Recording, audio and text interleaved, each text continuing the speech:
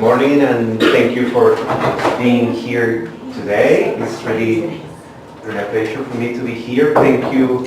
First of all, I want to acknowledge the traditional custodians across the land, in the lands in which we live and work, and pay my respects to elders, past and present. I also would like to say thank you to the Northern Institute for having me here this morning, for giving me the chance to share with you these ideas. What I'm going to share with you today basically is like the first stage of a new project I've been developing on reconciliation. And I want to basically start following the idea of this seminar as a space for conversations. What I'm going to do, more than presenting like a full, complete paper in the standard academic way, I want more to facilitate a conversation. That's what I would like to do with you really today. More a conversation about these topics of reconciliation and how I approach them. So basically, I'm going to present different topics that I would like to expand with you later on in the conversation. So I'm going basically to start with an introduction about how I approach this topic, why I'm talking about this. Oh, sorry. Then I'm going to tell you a little bit more about this new project. This new project is like the second part of this book that you just have seen before. So I'm going to tell you a little bit more about what I want to do in this new project, in which stage I am now. The core of my presentation today is this question about what is exactly what we say when we talk about reconciliation, which is like the idea I want to discuss with you. Then I'm going to tell you a little bit more of two of the areas in which I'm exploring this topic of reconciliation. One is in the area of education, the other area is in the area of epistemologies about peace, conflict, and reconciliation. And then I'm going to finish with some closing ideas. So first of all, where I come from and why I approach this. I come basically from the studies of violence. Most of my background has been in the study of violence. And what happens when you have a long-term commitment with the study of violence, at least happened in my case, but it's a common case with other of my colleagues, there is a moment in which you kind of end up born out of what we used to call before counting dead people. Unfortunately, when you work for a long time in issues like violence, there is this moment in which it's a really tiring and hurtful and really heartbreaking experience, because most of the time what you're dealing with is with horrible experiences of suffering. Part of my book basically was intended in order to document forms of violence that are often ignored, especially gender and sexual violence in armed conflict. And when I was doing my research, my PhD research, there was a moment in which I was really reached a moment in which I couldn't deal with that anymore. I was really tired of looking for dead people, basically. And but at the same time, when I was doing that, and that's a very common experience also working in topics of violence, is that you find amazing experiences of resistance, of transformations, of what I call struggles for dignity.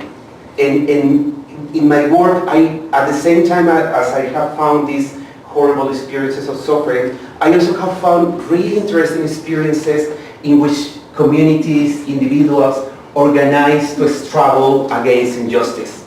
So somehow my work has been always in moments in which I've been focusing more on the documentation of violence because it's needed. Most of the time we still need to denounce those forms of violence. But also it's important to talk about how people deal with those structures of injustice and how communities organize to find a better life. So this new research is somehow an attempt for me to move to this idea of how communities organize to find a better life, a better way to live. It's important also to mention that I'm a social anthropologist, and my work, as was said before, has been most of the time located between the academia and working for state institutions and NGOs. So my interest in these topics is not just for the production of knowledge, which is important, but also for the application of knowledge and the production of knowledge that can have a social impact. So in that way, my interest in these topics is also in terms of what kind of knowledge we produce and for which purposes.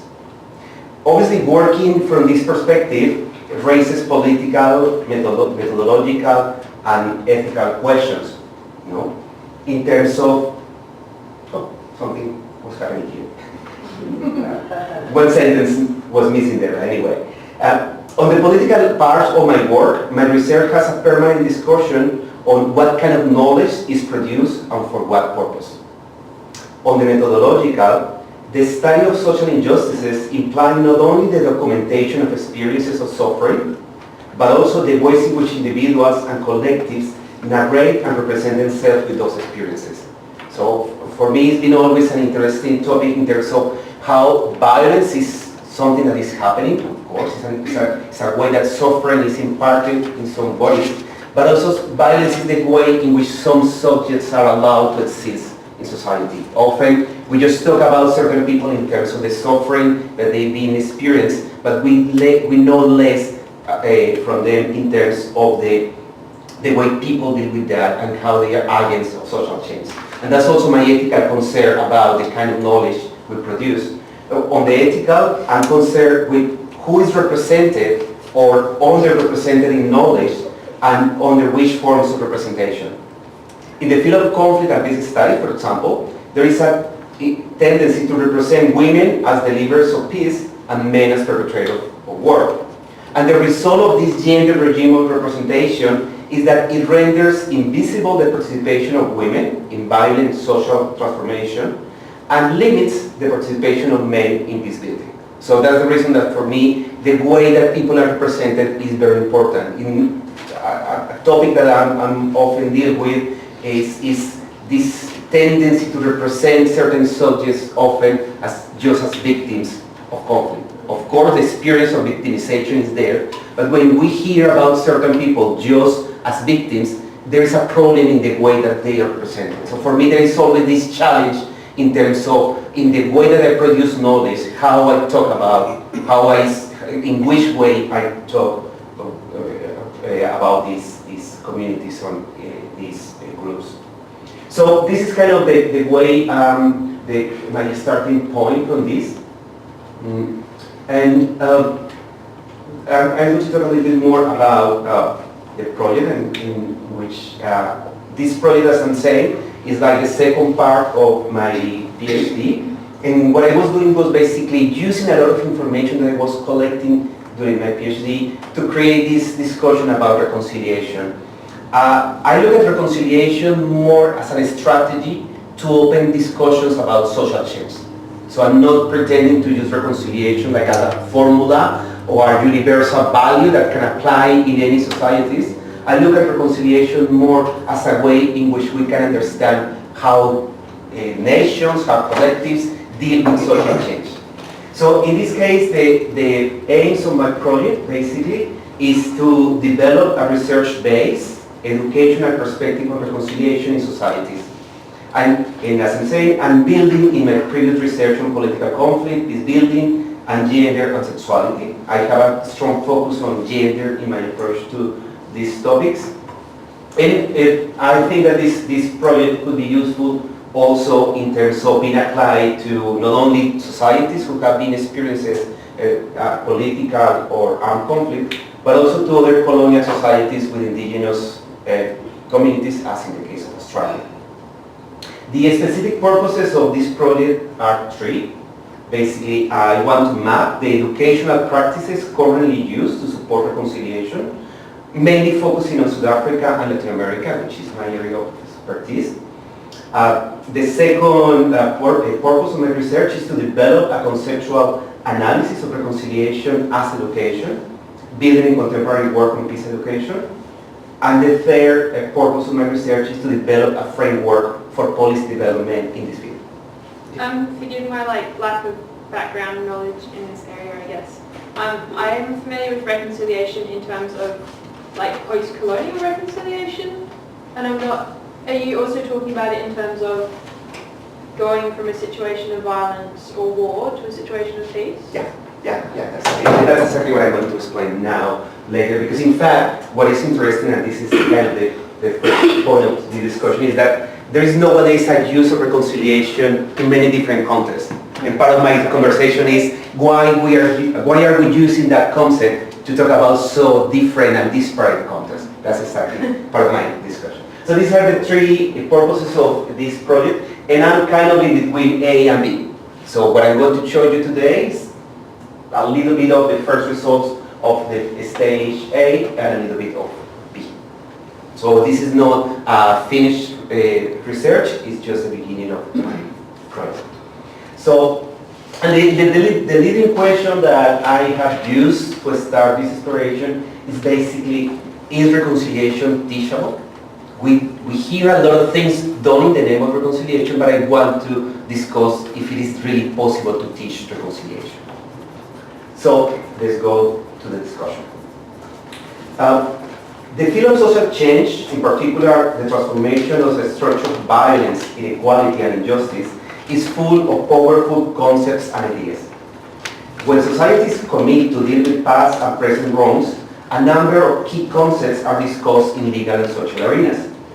We often hear terms such as peace building, conflict resolution, reparation, memory work, or truth telling used to sign new social pacts. Those ideas are deployed through sophisticated policy tools for planned social change, expressed often in the language of management: planning, accountability, evaluation, capacity building. They are often produced and reproduced globally in a complex machinery of knowledge, legal frames, and transnational institutions. And just to give you an example of the magnitude of this global industry, what someone called the global politics of reconciliation, between 1982 and now there have been 42 truth commissions in the world, and 19 of them have been attached or have been associated with the idea of reconciliation.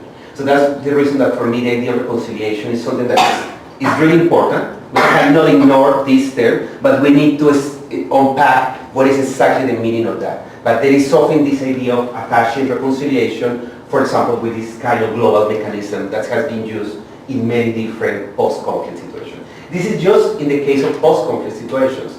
If we expand the idea of truth, for example, searches for truth in terms of commissions to explore long-term injustices, like the cases that you have here in Australia, these royal commissions, we can have even more expanded number of bodies for this idea of looking for truth and reconciliation. In this global politics of reconciliation, the concept is associated with the reconstruction of war-torn societies, for example, or you can find perspectives that associate reconciliation with the transformation of past wrongs, or perspectives that associate reconciliation with rebuilding of social relationships after protracted conflicts. So in terms of the theoretical discussions about the concept, there are many different perspectives. In the most common meaning, reconciliation has a moral value. In cases like South Africa or Northern Ireland, religion played an important role in the meaning given to reconciliation. There, in the case of South Africa, for example, reconciliation was understood in terms of truth-telling and healing through forgiveness. So there's the idea that societies need to forgive, and they do that through reconciliation and truth-telling. The South African Truth Commission and the South African Truth and Reconciliation Commission has become the template and the model for national reconciliation. So most of ideas that we have now reconciliation come from that model. And it has been also the laboratory in which several methodologies for reconciliation, memory and truth-telling were tested and later on explored globally. In other cases, like Colombia, reconciliation has been understood in terms of reparation of victims, reintegration of illegal armed actors, and memory work. There, in Colombia, reconciliation implied transforming the structural causes of conflict. In order to do that, there is an extensive set of policies for the reparation of individual and collective victims of the armed conflict. I want to stress that in the case of Colombia, the idea of reparation of victims, in particular collective victims, has been a very innovative strategy, kind of different to other strategies for reparation of victims and for reconciliation, and it's still in the process of being tested in terms of its kind of a novelty in relation with the international context. And I want to show you, just to give you an idea of what we're talking about. You may know the case of South Africa is often associated with the role of Desmond Tutu and the important role that him as an Anglican priest had in the leading of this idea of reconciliation. And it's kind of often the point of reference for the discussions of reconciliation. Mostly this idea of forgiveness and the idea that in order to move on, to move to the future, we need to forgive what has been happening before. In the case of Colombia, it's a totally different situation. This is the web page of the Unidad para las Víctimas, Victims Institute. This is the legal body created by the government to deal with the rights of victims of armed conflict. And just to give you an idea of the magnitude of the issue, this is the register of victims in the country. In July 34th of this year, there were 8,500,000 victims of the conflict, legally recognized victims of the conflict. And of these 8 million of victims officially recognized, around 6 million are subjects of reparation. So I showed you this just to show how the impact and the magnitude of the topic we are dealing with in one context or the other.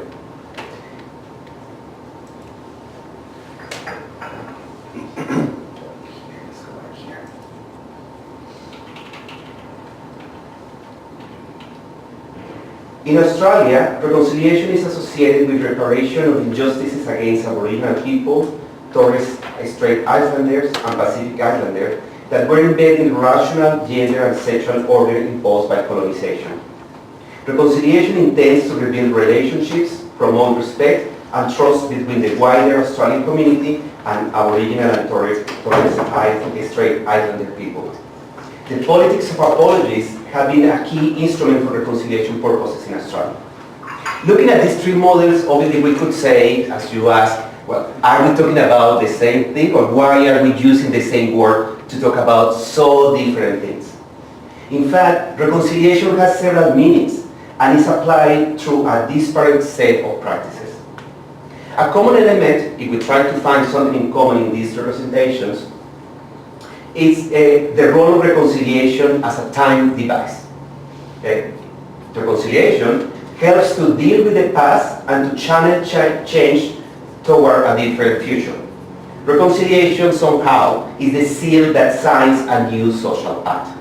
This could be kind of a common element in these different representations of reconciliation. However, apart of this, there are little similarities in the same word. Reconciliation in countries recently recovered from long-term conflicts is not the same as in countries dealing with colonial and settler past, or in countries facing separatist violence. Reconciliation implies bringing together two parts separated by the conflict. However, when dealing with the excessive violence and the injustice of one against another, reconciliation may be not the best way to frame the problem. Looking at this diversity, it makes sense the argument that defines reconciliation as an empty signifier, a vehicle that carries a whole diversity of meanings that vary according to each context and political culture. And basically I want to discuss some of the current theories about reconciliation in which, because of this diversity, it is basically saying that reconciliation is an empty signifier. Judith Renner, a German political scientist, argues that reconciliation emerged as a universal signifier, a vague but powerful social idea. She based her argument on the work of Ernesto Laclau and Chantal Mouffe. You may know them for their work on struggles for hegemony and political contagion. They are very well-known political scientists. And for them, for Renner, The vagueness of reconciliation in the case of South Africa, for example, where she's studying, was not a problem but a potential.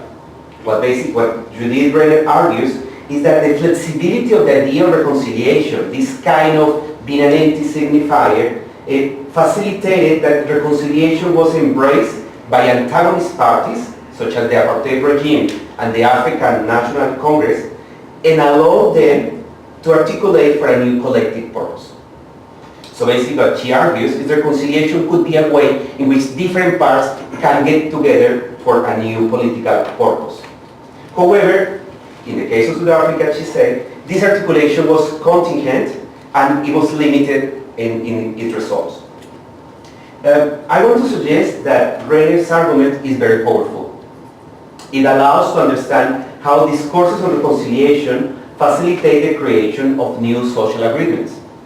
In the case of South Africa, reconciliation replaced apartheid as the key hegemonic discourse on social political order. That idea can be applied to other contexts where reconciliation intends to amend colonial histories, political polarization, or social fragmentation caused by violence.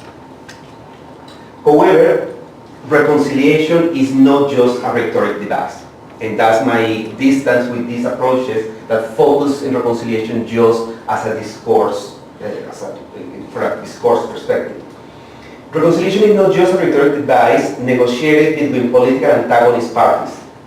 Reconciliation is also a complex set of social practices. Those practices include the interpretation, translation, and contestation of knowledge. Also, its embodiment and incorporation into the everyday experiences of social actors. Some of those social actors are not often recognized in the political debate. And that's kind of my distance with these approaches that look at reconciliation just as two antagonist parties. Because in fact, when you look from the social practices, there are many more social actors involved in that discussion, and some of them are not always recognized in that political contention. Those marginalized social actors from the debate about reconciliation may have their own understandings of social change, well-being, and dignity. From this perspective, reconciliation is not a vague concept, but an ecology of epistemologies about how to deal with conflicts, produce social change, and create social pacts. So that's kind of my approach to this topic. So, following this idea of looking at reconciliation more as a social practice, I'm going to share with you two of the arenas in which I'm looking at those social practices.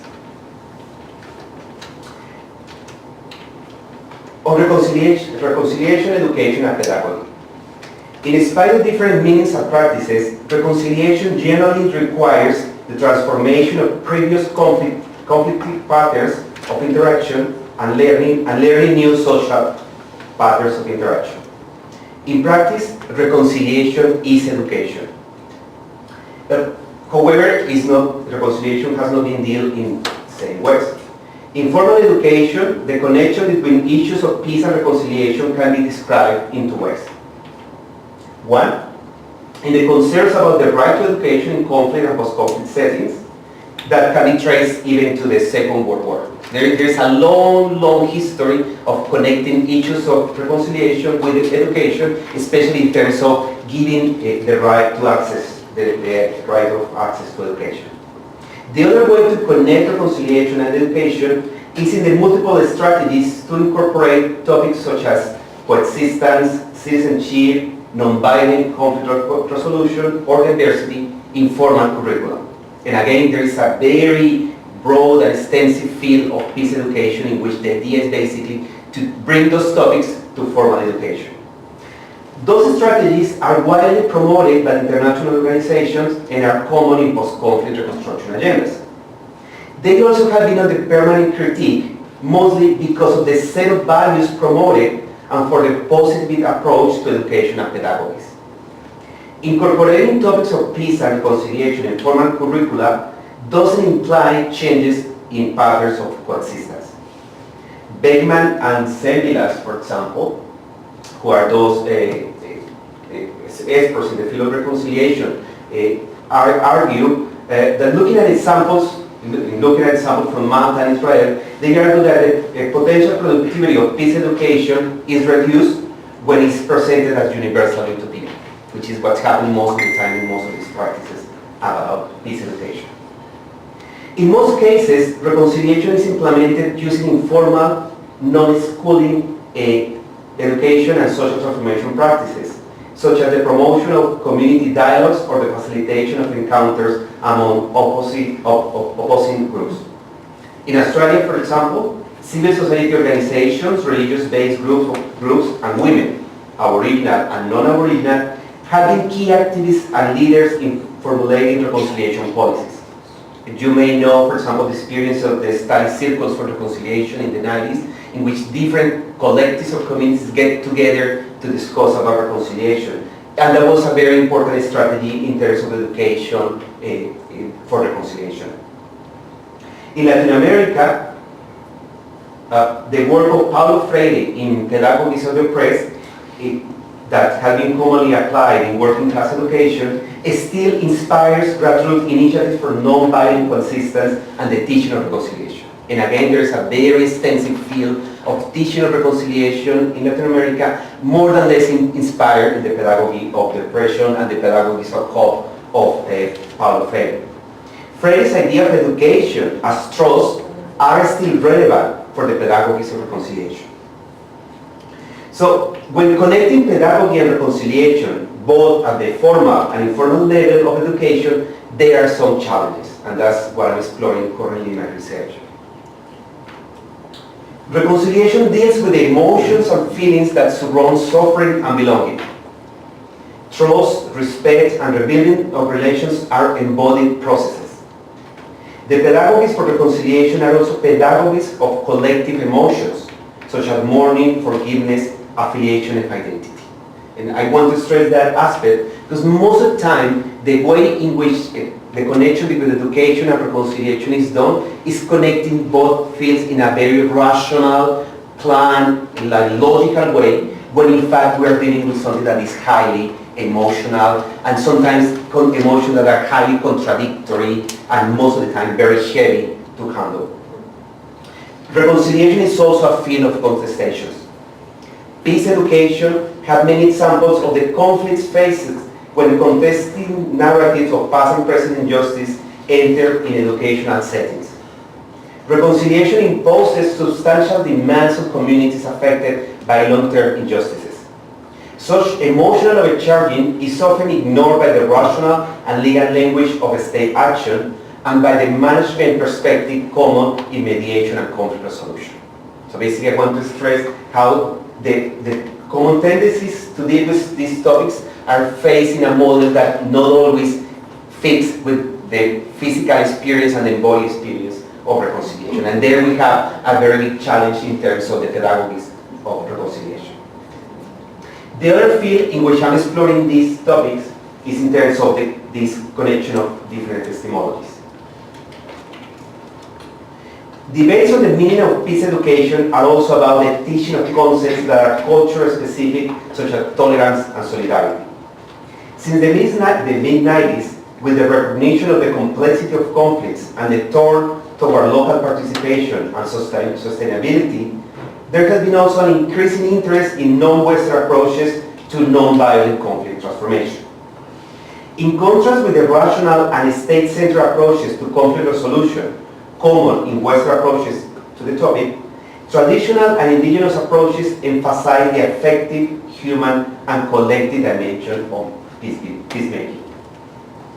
Such interests create a trend of complementary approaches to reconciliation and peace building that was common in the early 90s. So there was, especially in the early 2000s, there was this very important trend in peace education and in conflict resolution to connect epistemologies, assuming that there could be a complementarity between the Western and non-Western epistemologies. And it was a very interesting attempt in terms of finding the connection. However, the idea that the epistemologies can be complementary, as if they were equivalences, have limitations. Not always things that are different in nature can be together as if they were having the same value. The logics, times, and intentions of those epistemologies vary. The interconnectedness between past, present, and future, common in indigenous epistemologies, for example, challenges Western ideas of memory and history and reconstruction of the past that is behind. In Latin America, for example, there is this very interesting, in Latin American Native communities, there is this idea that the past is not in the back, but is up front. And that idea, when we think about that, in terms of all these attempts for memory work, reconstructing of the past, and all these attempts that are common in truth commissions about looking about what happened, really enter in clash with those traditional ideas about time as something that is in the future. So I want to say that, for example, just in that topic, that attempt of reconstructing memory as something from the past enter in clash with indigenous epistemologies about the past as something that is up front. And we could bring back many other examples about that. This is a model common in mechanisms as like truth commissions. Australian anthropologist Peter Sutton, for example, argues that reconciliation for indigenous communities is more an attempt to recover social and community equilibrium than the admission of blame and guilt on others. And again, we have there another difference. So, and we could follow showing how these ideas cannot be connected just as if were equivalent. Even more, the idea of complementarity, when the idea of complementarity between epistemologies come from one side, there is always the risk of cooptation. And again, there are many examples about the problem of cooptations of epistemologies.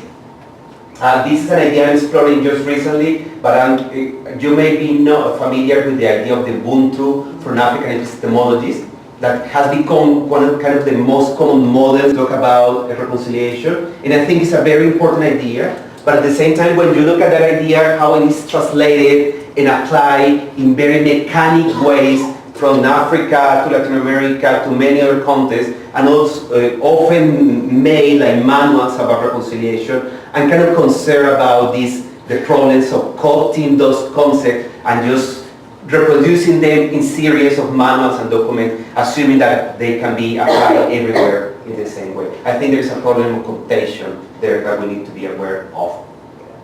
And also, often, when we try to connect epistemologies, we ignore the contestations about reconciliation. So this is just to show some of the problems where there. So where this kind of is leading me now? For all these complexities, reconciliation is a living concept deployed as means for creating new social paths. So I look at reconciliation more as a field of contentions.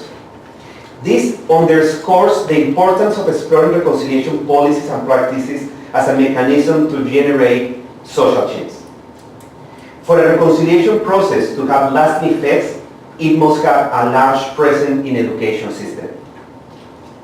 This is difficult, partially because of the continuing divisions in the society which cannot be removed in the short run by the peacemaking efforts. And it's difficult also to evaluate, because the wide range of topics and contexts for peace education and reconciliation make it hard to measure the contribution to social change. Still, there are possibilities for alternative reconciliation pedagogies. Entering in a respectful and collaborative conversation between epistemologies could be a way to facilitate the emergence of those alternative pedagogies. This is my presentation. Thank you. So this is basically what I want to share with you now. As I'm saying, I'm in this kind of early stage of my project. The reason I'm here in Dartmouth University also is because I want to get to know what you've been doing in this field. I'm very much interested in your work in this interaction with epistemology, the work in indigenous epistemologies. And this is kind of for me the opportunity to hear your impressions about this. I've been in this week talking with some of you, with some of the colleagues here in the university, kind of trying to understand exactly what has been happening, what has been done in the field. So I just would like to hear your comments, questions. What do you think about this? How do you think you're going to, or how do you think we can avoid that continual co-opting and mechanistic, systemic appropriation of these ideas within these big systems, when those systems are the places where that reconciliation needs to happen, such as in education, for example. I mean, that's a really big question. I know that's the question you're trying to ask. But I'm with you on that, you know, with the... do you think the answer might be outside these formal institutional settings, whereby people like Paulo Freire, it was outside. He was outside of all this, and that's why he was still outside in so many ways. Yeah, I mean, does that make any sense? Am I just wandering down? Yeah, but should we answer one or should we? I don't know, just opening up the phone. Yeah, let's try. See. Okay. Yeah, thank you. Yeah, I'm actually on my way to a conference in South Africa, and the topic is decolonization and transformation of the curriculum. So I'd be interested, because reconciliation comes in there obviously, but it also doesn't. There's a lot of contestation. And you'll probably be familiar with the Rhodes Must Fall movement that originated there in South Africa not too long ago. That's kind of crossed over to the UK and all. And I suppose coming to Santos's, you had him up there, the ecology of epistemologies. I'd be interested to know where you stand on that thing of there's no social justice, Santos again, global social justice without global cognitive justice. So where do you stand on decolonization of the higher education curriculum, if you like? Okay.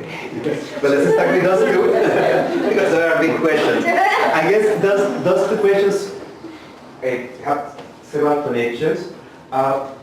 One is that one of the biggest challenges in these topics, especially in dealing with conflict, in issues of peace building, is the problem that those ideas are implemented and how they are translated from one place to the other, especially in this international machinery of post-conflict reconstruction. Several institutions, especially global institutions, from the World Bank to international NGOs, translate ideas from one place to the other, you know, and those ideas kind of, most of the time are disattached from their context of origin, kind of standardized in handouts, manuals, and documents that are reproduced from South Africa to Latin America, from Latin America to Bosnia, etc. And that's a problem for me in terms of this machinery that start kind of producing these ideas in series. And I think one of the problems with this cooptation is that, in fact, the reason of the cooptation is this kind of industry that produces knowledge about that in a massive scale. So I think the first thing to consider here is what are the politics, the global politics that are supporting that, who are the ones doing that, and for which purposes. You know? And that's the reason that I locate the discussion on reconciliation in a global perspective. Because sometimes we just look at that in a local level, but in fact, that local level somehow is connected with a more global level in which ideas are kind of part of the same strategy. And that's the problem I found in the issue of, in most of these concepts, reconciliation, peace building, capacity building. You know, when we think about those ideas that we use and reproduce often, we assume those ideas as if they have a value in themselves, but there is no discussion about where they come from and what is the agenda that they bring together. So for me, the first discussion is trying to understand what is the agenda that is behind that. No, and it's not easy. It is not easy because most of the time we are facing, for example, with legal frames. Now, most of these ideas come attached to international legal frames, like the issue of truth commissions. You know, there is a whole international legal system about truth-telling that comes associated with international legal agreements, international human rights and all that stuff. So it's very difficult to disattach those ideas from that international legal frame. But also, most of the time they come attached to funding. And that's a problem that we face when we are looking at the grassroots level in terms of if we want to have resources for implementing these projects, we need to frame issues in that language. So from, let's say, from the top-down level, there is this imposition of these categories, but from the bottom-up level, we need to start talking in that language. And that's for me the moment in which the issue of translation became very, very important. Because how we translate those needs that are in the basic level to this language of the international agencies, but also how international agencies create this global language to speak about certain issue in certain way is the challenge we face. That's what I think, and that's my position there, that academia has a very important role. Because for me the role of academia is kind of look at that international level of those languages that impose certain ways to speak about certain issues, but also try to say from the point of view of the bottom-up level, which voices are not recognized in this process, how their needs are translated in this language. And that's for me, in somehow, a colonial perspective to education. Because the colonial pedagogy is exactly exploring what is the logic that is imposed in that strategy. Somehow I have a very problematic relationship with this topic. Yes. Very contradictory, because I've been there, but at the same time I've been critical of them. And I guess that's what's happening most of the time for those of us who are in these fields. In terms of the whole industry about peace building is being very important. Most of the time that's the only way in which some things can be done. But at the same time, with all this peace building industry, there are some agendas that are implemented that are very problematic. So for me, there is no unique way to sort out there. It's more the permanent critique about what is happening there. Do you have a question? Yeah, so I was thinking,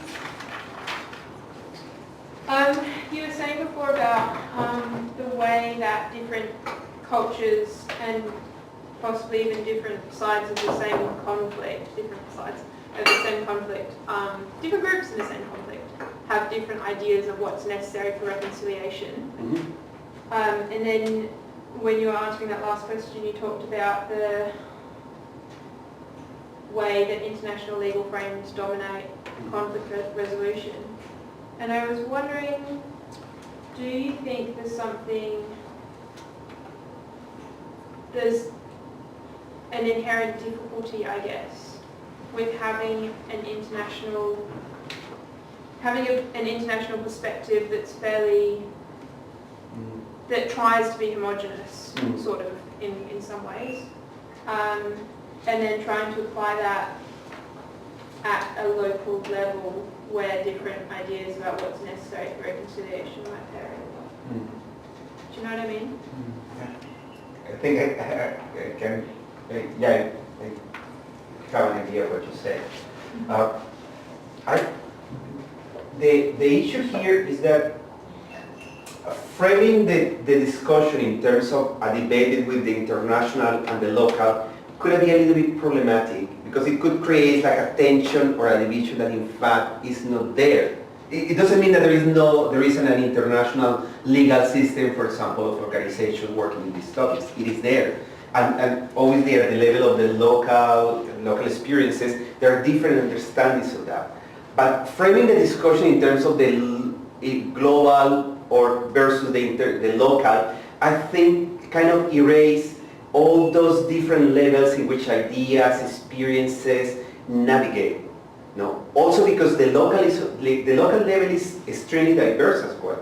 No, so there is even at the level of the local, there are different contentious perspectives about the same topic, and in the international level as well. Not all international institutions approach the topic in the same way. No, in fact, for example, now that you mentioned this experience of South Africa, we have this very interesting South-South dialogues in which there is this idea of a global South, exchanging ideas, navigating in between experiences, having these very kind of broad conversations between different experiences between South Africa, Latin America, different areas. So in that way, that's an international level which is not exactly the international level of institutions or the more hegemonic institutions.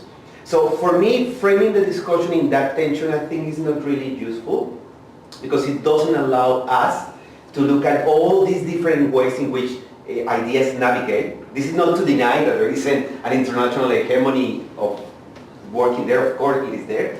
But I think if we look more about how ideas navigate, what kind of cooperations happen, what kind of connections are created, we could find all these more, let's say, creative approaches to topics.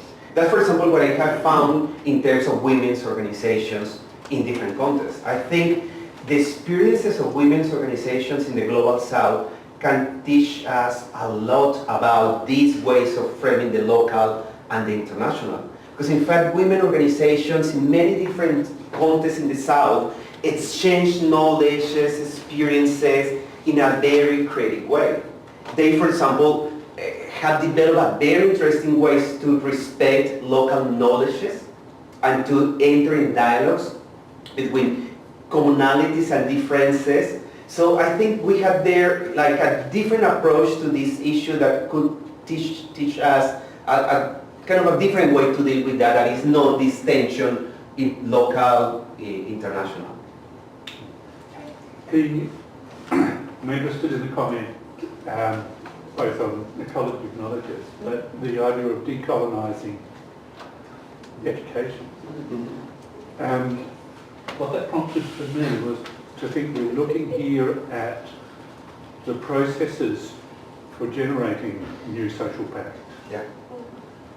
And what organising is going on to resist that is the question that I've got. You know, things like the history of that we know so well over the resistance to tobacco being named for what it is. Its recurrence in climate change, we get surprised to find that there are concerted organisational efforts and methods to resist progressive things. So if we're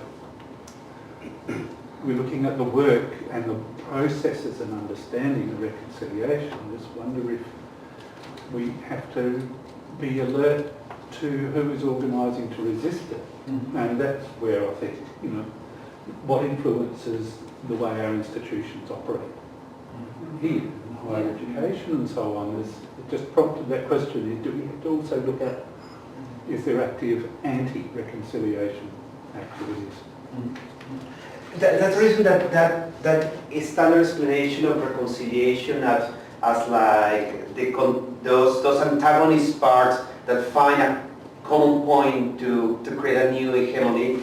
I think it's a very interesting theoretical framework, but I found a little bit problematic because it assumed that it's just two parts that find a new agreement and that's it. You know? When in fact, most of what the experiences tell us is that there are often contentions, there are often spaces of debate, distance. This emotional dimension that is always there is not associated with this rational agreement in which two parts get together and find a new path. It's something different, no? And if we try to develop a model that allows that contention, distances, the emotions that are there to be part of the reconciliation, I think we can move on to a more complex approach to the topic, which is not just two parts getting together, but it's more this idea that I mentioned of art and ecology, you know, different ways to understand interacting, connected, but not necessarily in a way of a rational legal agreement.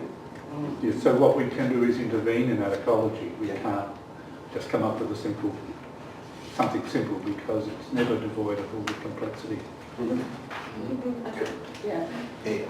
I just had a question related to that a little bit. I work on post-authoritarian transition in Indonesia and looking at the history of Timor-Leste. So with Indonesia, I look at the 1965-66 mass killings of the left. And in Indonesia, trying to address that past in the context where the military is still very strong and the state institutions that were responsible for that violence is still very strong. Do you think that education from below can actually play a role in terms of challenging the unwillingness of the state to actually move on this path? So there have been all sorts of initiatives, rewriting of the history curriculum, rewriting the history textbook, which all went out the window because the government was still opposed to reopening this path. So in that sort of context where there is resistance, there is a very strong movement to stop historical accounting of the past. How do you, leading on from this gentleman's question, how do you actually face that kind of movement? Can these pedagogies of reconciliation play a part in terms of changing things at the state level? One of the debates on peace education is this issue of how to deal with contested narratives, especially in the post-conflict situation or the situation where the conflict is still active. And I guess the problem there is that even if you bring together contested narratives, which is in some cases it's not possible, as you described, there are still situations in which there is just one way to teach about the conflict or the history, and it is not possible, there is no space for other narratives. But even when you allow contested narratives, I think there's still a problem because that kind of teaching is still associated with the idea of you acquire certain knowledge, and it is assumed because you get this new knowledge, you kind of develop new patterns of relationship. And the reality is that it is not, because reconciliation, as I mentioned, is a highly emotional process. So even if you allow contested narratives to be together, it doesn't mean that a new social way to interact is going to appear. Because there are other dimensions of the topic that are very, even physical, even embodying the physicality of the bodies that cannot be transformed with this new knowledge about different narratives. So that's my tension with the idea of peace education, basically as changes in the curricula. I don't say that that's not important, it's really relevant, but still if the changes in the curricula is just adding a new topic to the teaching, I'm afraid that doesn't make that much. And in general, the literature about peace education is very critical about that tendency. There are really interesting experiences in peace education, expanding the curricula, expanding the methodologies for teaching about history, combining, for example, different narratives about the past, like opening the space for new learning, but still are very much associated with linear, rational knowledge. And I think we need to open the space for other kind of narratives. That's the reason I look more as non-formal experiences of teaching reconciliation, because I think there are kind of knowledges that are really interesting. You know? In the case of, again, my experience come more from grassroots organizations, but you get, for example, experiences in which the way that reconciliation is taught, the teaching of reconciliation is cooking. It's creating these big spaces in communities for cooking and bringing communities to cook together something, and the act of cooking became the way in which issues are discussed. People get together, people share time, share experiences, get to know about each other. So the rebuilding of relationships is associated with topics that are not this formal curricula knowledge. No, so I guess we need to hear more about those experiences. That's what I want to do in this new project, in terms of trying to understand what is the pedagogy that is on those practices. I think you have a question. Yeah.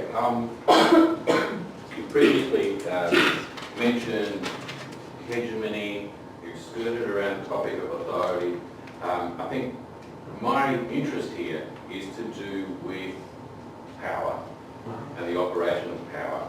I feel that there's a strong risk of repressive tolerance in opening up a good conversation, but the comparatively powerless having no means to put into effect their desires. Can you say? Okay, so repressive tolerance is where the more powerful group allows the less powerful group to have a voice, and that's all they allow. They don't allow any structural change. What is actually desired is structural change. Okay, and so you talk very much about community attitudes, and this is actually the biomass, the groundswell movement where community changes occur. But there's always amongst the powerful elite a resistance to sharing that power as they have got to the positions of power by using the system as it exists. Okay, so I'm concerned about this risk of repressive tolerance. They're just allowing it, they're allowing lip service, but nothing will happen. Okay. No, I agree, and that's what I say, that reconciliation is a very dangerous discourse. It's very dangerous because it can exactly do what you mentioned. It's kind of an anesthetic discourse. It's kind of anesthesia that is applied to conflicts in order to say, we now need to reconcile, move together, look for the future, move on, when in fact the structural causes of the conflict are not transformed. And that's the reason that you get this contentious understanding of reconciliation. And my interest in looking about the meaning of that in terms of the practices is because when you look at in terms of the practices, you may see that what communities understand, when I say communities, I'm using a very general term, of course, that's problematic as well. But when you look at what is happening there, the meaning of reconciliation is not exactly what the state understands as reconciliation. Most of the time, it's totally different approaches. Most of the time, what communities want to is big social transformations, social justice, and dealing with the structural causes of the conflict. What the state do is creating these like open conversations, like having an advertisement on TV about communities getting together. I have seen really horrible things happening in the world. Like, for example, that last year I was working with this institution, the victims unit, and some of the ways in which reconciliation was deployed was just basically having like a big ad at the entrance of some communities saying, we are now living together. And it's like having a big poster at the entrance of the town in which communities were fighting for years, were affected by the armed conflict, saying that now this is the new town. This is doing nothing, really. So it's like, that's not the way to deal with that. But even more, that's not what communities are claiming. It's just a very instrumental way in which the state hears those ideas, translate them in a managerial action plan for reconciliation, and then assume that having A, B, C, everything is sorted out. So indeed, I think this is a very problematic discourse, and can really, and that's my critique about that, can reproduce conflicts in a new sphere. So instead of being like the way in which there is a conflict resolution situation, in fact what it is doing is translating conflicts from one place to the other, or just basically maintaining them acting in a different structure. So indeed I agree with you in terms of if the issues of power are not discussed, this is doing nothing. It's just lip service. You know? But the problem is that it's something that is there. So that's the reason that we need to look at that, enter in discussion with that, trying to see what is happening there, and not assuming that as a universal value, which is what's happening with reconciliation. So, Paul, there are then a paradigm shift. The old people with old ideas have to die or retire before new people come through with new ideas and change things. Thank you. Yeah, it is. This is a very tricky topic. Yeah. As many of these topics that are surrounding the discussions about peace building, conflict transformation. When I was doing this new project, I was deciding focusing on reconciliation, on focusing on reparation. Because discussions about the reparation of victims are exactly the same. No? You get these very problematic discussions about the reparation of victims, in which most of the time, reparation is just basically giving people a certain amount of money. So you suffer these things, like you lost a member of your family, you lose a limb, and I give you this money, and that's reparation. You know? And that's really horrible, not only in terms of the measuring of suffering, and there is a whole industry about measuring suffering. Commodification. Yeah, but also in terms of, it is assumed that because of that, everything is sorted out. No? And it ended up dividing communities.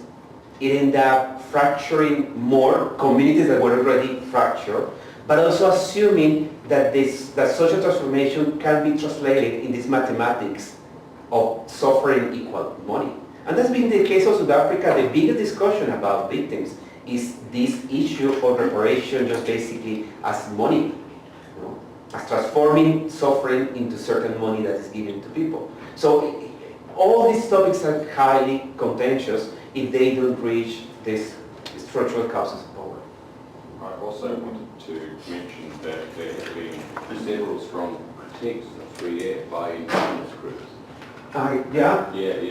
Because it was felt that it is effectively seeking to impose just another form of Western models and knowledge. No, and also there have been many critiques, for example, from women's organizations.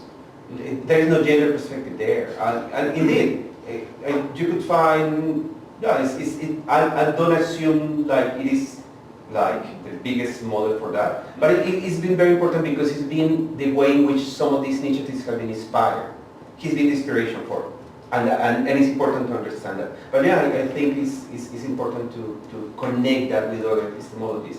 I didn't mention that now, but there is now a very interesting trend in Latin America on indigenous universities that are creating these new epistemologies about social change, about transformation, about ecology, about nature, that are really interesting, and if we trace them, we get there some knowledge, for example, about social change that really challenges all these ideas, these Western ideas about conflict, post-conflict, past, present, etc. And I think we need to hear more about that, but at the moment I don't see a connection between these strategies and broader policies, for example, in terms of social policies or development policies. Those areas are still disconnected.